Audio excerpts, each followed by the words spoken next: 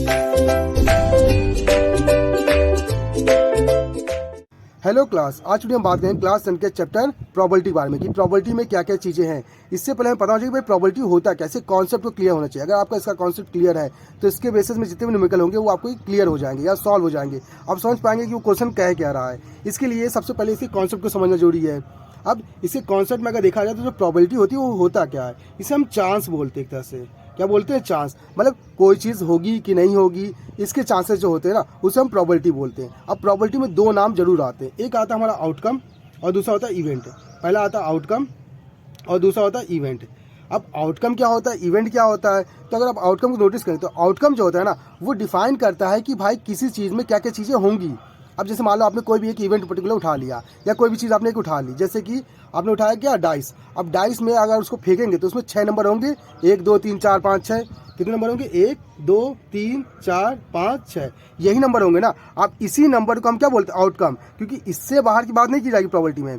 अब इसमें से क्या नंबर आप चूज़ करते हैं कि भाई क्या क्या चीज़ें होंगी। जैसे आपने चूज़ किया कि 3 से बड़े नंबर बताओ, तो 3 से बड़े नंबर कितने हैं, 3 है। देखिए 4 5 6, तो आपका इवेंट कितना हो गया, 3 हो गया, हाँ कि ना। तो ये आउटकम होता है, ठीक है ना, जिसमें से हम चूज़ करते हैं वो हमारा इवेंट होता है।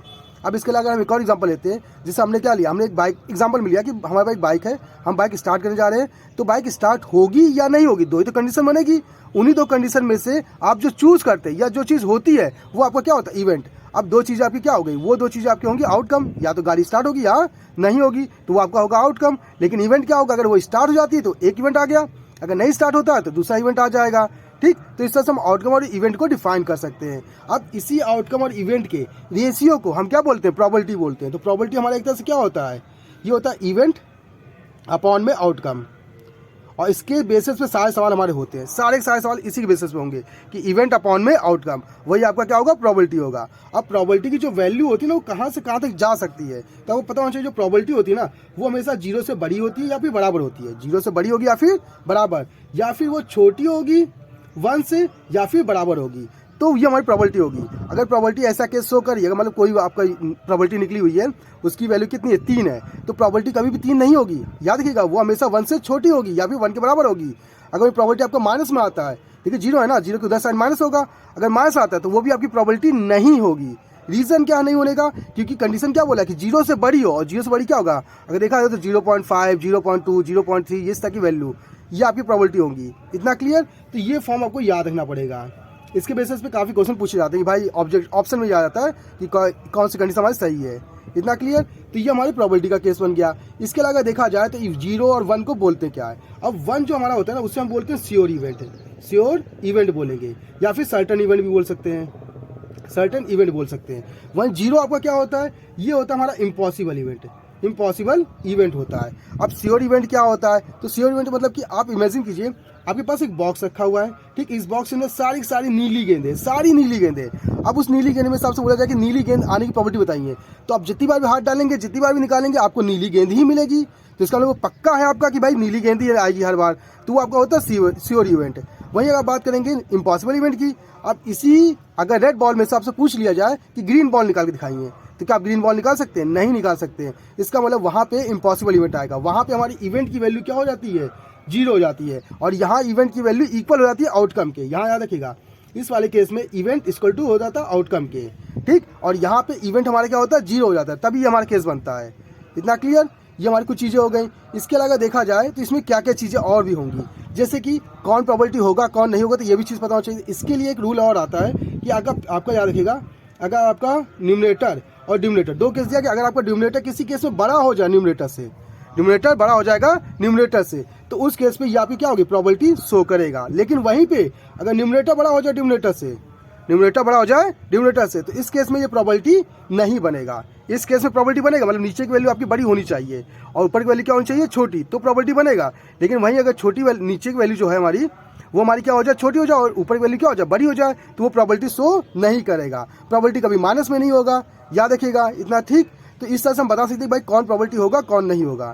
ये केस हो गया हमारा। इसके अलावा इसमें क्वेश्चन कौन कौन से आते हैं, तो इसमें आपको मेजरली कुछ ही क्वेश्चन देखने पड़ेंगे। जैसे कि पहला हमारा आता है कॉइन के बेस का, कि भाई कॉइन के बेस से क्वेश्चन कैसे बनते हैं। तो कॉइन में आउटकम निकालने का सिंपल फॉर्मूला होता है हमारा 2 की पावर n, 2 की पावर n क्या रहता है, जितनी बार आप उसे टॉस करते हैं। अगर आपने एक बार टॉस किया तो यहाँ 1 रखेंगे, 2 बार टॉस किया तो 2 रखेंगे, 3 बार टॉस किया तो 3 रखेंगे, उन्हीं को हम देख के निकालेंगे। तो अगर मान लेते हैं हमने कितनी बार टॉस किया, 1 बार, तो क्या आएगा, आउटकम 2 आएगा। अब आउटकम क्या क्या होंगे हमारे, तो पहला हो सकता है हेड और दूसरा होगा टेल, यही तो होंगे। तो ये 1 के केस में बन गया। वहीं अगर हम ले लें क्या केस कि भाई 2 बार उछालें, तो 2 बार उछालेंगे तो 2 की पावर 2 मतलब कितना, 4 आएगा। 2 बार लेंगे कितना आ जाएगा हमारा, 4 आउटकम आ जाएगा। और 4 आउटकम क्या होगा, इमेजिन कीजिएगा, पहली बार आपने उछाला हेड आया, दूसरी बार उछाला आपने क्या आया, टेल आ गया, ये एक हो गया।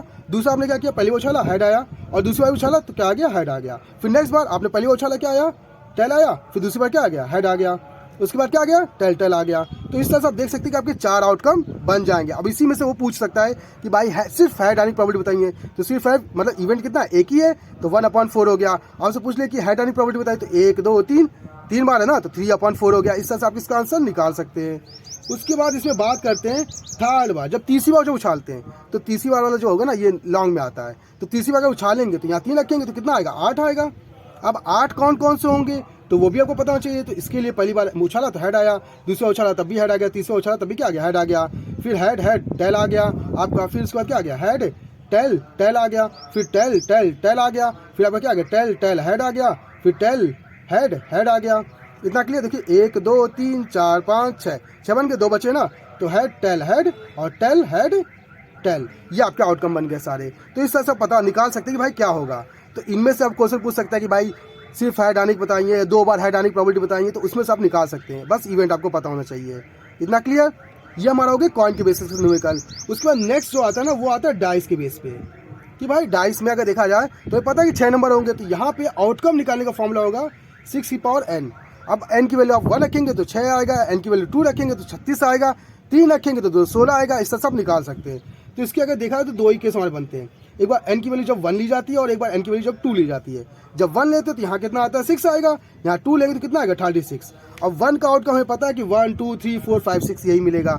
और सर क्वेश्चन क्या है, पूछेगा कि इवेंट नंबर आने की प्रोबेबिलिटी बताइए, तो इवेंट कितना 1 2 3 है, 3/6। उसके बाद आपसे पूछ ले कि ऑड नंबर या प्राइम नंबर आने की प्रोबेबिलिटी बताइए, तो प्राइम नंबर कौन कौन सा, 1 2 और 3 है, तो 3/6 हो गया।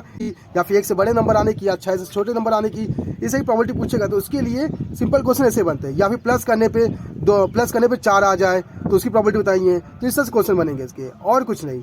वहीं लेकिन 36 की बात करें तो 36 वाला लॉन्ग में आता है हमारा। ये कैसे होगा, तो 36 की याद रखिएगा, आपने पहली उछाला 1 आया, दूसरा उछाला वो भी क्या आ गया हमारा, 1 आ गया, फिर पहली बार उछाला 1 आ गया, फिर 2, इस तरह करते करते करते 1 और 6 आ जाएगा हमारा। इसलिए 2 1 पहली बार आ गया, फिर दूसरी बार क्या आएगा, 2 2 आएगा, फिर 2 3 आएगा, फिर डॉट डॉट करते करते कितना 2 6 भी आएगा, 2 7 तो आएगा नहीं क्योंकि डाइस में 6 नंबर होते हैं। इतना क्लियर। फिर नेक्स्ट लेंगे हम 3 1 ले, तो 3 1 आएगा, फिर 3 2 आएगा, फिर 3 3 आएगा, इससे करते करते करते क्या 3 6 आएगा। इसी तरह हम 4 1 लेंगे, 4 2 लेंगे, ठीक ना, 4 2 फिर 4 3, इससे करते करते क्या आएगा 4 6 आ जाएगा। उसमें 5 1 लेंगे तो 5 1 5 2, इससे करते करते क्या आएगा 5 6 आ जाएगा। वहीं लास्ट रहता है 6 1 6 2, उसका डॉट डॉट डॉट 6 6। अब इससे ज़्यादा नंबर हमारे नहीं बनेंगे। तो ये नहीं में से आप क्वेश्चन पूछते हैं कि सम करने पे ये आए, फिर माइनस करने पे ये आए, या इवन ऑड नंबर के लिए बताओ, या सिर्फ 2 के लिए बताओ, या सिर्फ जोड़ने पे नंबर बताओ। तो ऐसे इसमें इवेंट पूछ लेगा, तो वो आपको उसकी लैंग्वेज पकड़नी है, उस तरह से उसमें ऐड या माइनस प्लस जो भी करना होगा वो करेंगे। तो ये हमारा आउटकम होगा और इस तरह से हम इवेंट निकाल सकते हैं, जो वो केस बोलेगा उस केस के लिए। इतना क्लियर। इसके बाद नेक्स्ट जो आता है मोस्ट इंपॉर्टेंट क्वेश्चन आता है, वो आता है हमारा किससे, क्या बोलते हैं, ताश से, हाँ ताश से क्या बोलते हैं, कार्ड से। किससे आता है, कार्ड से आता है। अब कार्ड में इसके क्वेश्चन काफ़ी ज़्यादा इंपॉर्टेंट है। अब कार्ड को समझने से पहले आपको समझना पड़ेगा भाई कार्ड टोटल होते कितने हैं। तो कार्ड होते हैं 52, याद रखिएगा 52 भी बटे होते हैं 2 पार्ट्स में। पहला हमारा होता है रेड कार्ड, दूसरा होता है आपका ब्लैक कार्ड, ठीक ना। रेड कार्ड जो होता है वो आपके कितने होते हैं, 26 होते हैं, और ब्लैक भी कितने होते हैं, 26। याद रखिएगा 52 कार्ड 2 पार्ट में बटा है, 26 और 26 में, 26 रेड 26 ब्लैक। यही 26 फिर आगे जाके ब्रेक हो जाते हैं 2 पार्ट में और, ठीक। अब ये तो इनका कलर के बेस हो गया, ये आपका कलर रहता है, याद रखिएगा ये आपका क्या होता है, कलर होता है। लेकिन यहाँ पे कलर नहीं होगा, यहाँ पे शेप भी आएगा कलर के साथ है। क्या आएगा, शेप आएगा। अब शेप कौन कौन से होंगे, पहला आपको होगा रेड में एक हार्ट होगा, ठीक, और दूसरा आपका होगा डायमंड होगा, ठीक। यही इसके लिए बात करेंगे, यहाँ होता है आपका स्पेड,